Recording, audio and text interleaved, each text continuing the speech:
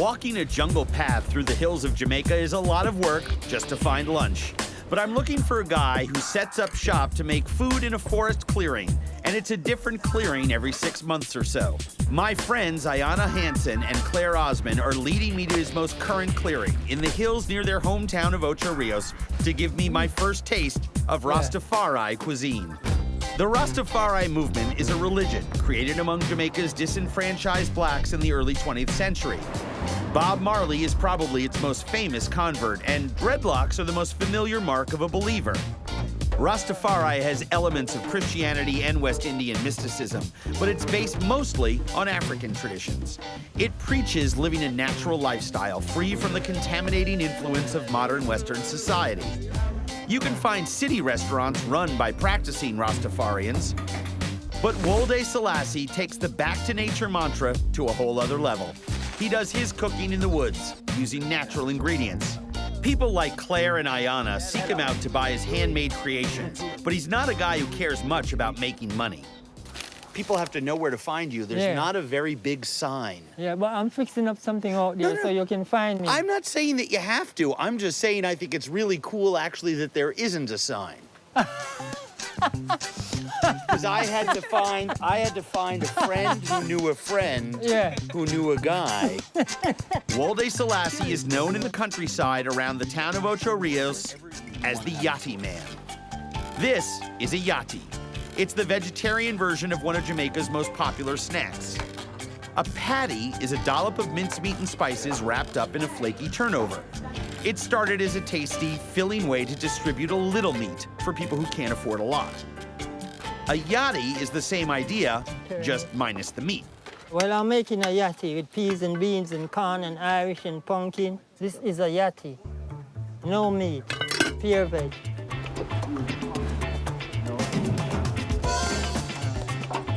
20 minutes in this little steel hotbox with a drawer full of burning embers in the bottom, and the yatties are good to go.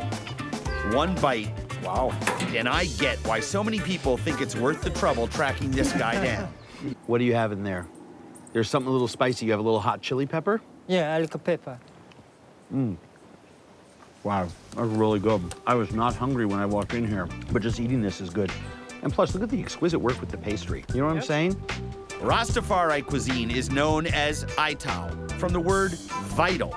No salt, no chemicals, no dairy, and no meat. Its ingredients are chosen to increase a person's life energy and to avoid anything that's not fully natural. The Yatty Man makes a few other specialties besides yatties. For reasons no one seems able to explain, these little green bundles are called blue drawers. Well, it's got a great name. Blue drawers. Yeah. To make blue drawers, you grate cassava roots. Squeeze out the liquid from the root, really a good idea since that liquid is laced with cyanide. Mix up the ground cassava with water and cornmeal. Add vanilla, add nutmeg, add honey. This isn't just any honey. It's the reggae bee honey. Add coconut milk. Next step is to cut a piece of banana leaf and warm it over the coals to make it more flexible. This is what our mix of ingredients will cook in. Might as well kill it all, right? Yeah, you even it. Yeah, sounds good. All right. Same side, the other way, same way. All right. The ribbon is a strip of bark off the banana plant. And the whole package goes into boiling water, and we have to wait for about 20 minutes.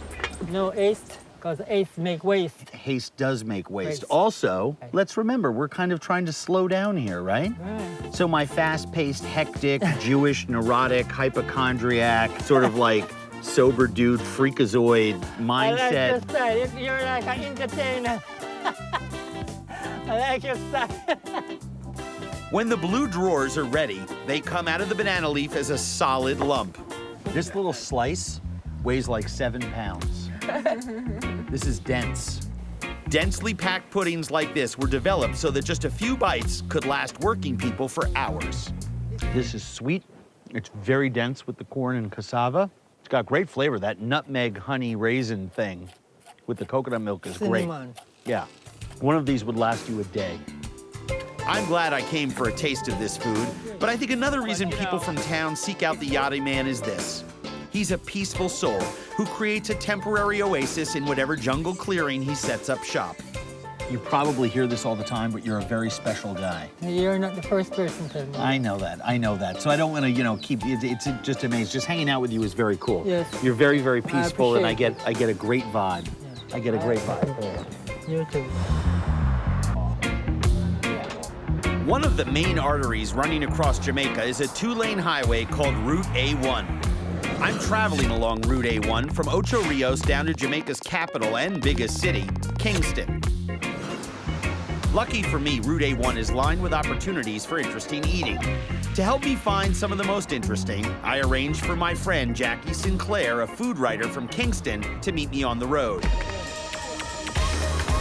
The meeting spot she picked is about 30 minutes south of Ocho Rios. It's a wide spot in the road known as Faith's Pen. Rows of food shacks, about 30 of them, give off tantalizing smells of grilling meat, boiling soup, simmering tripe.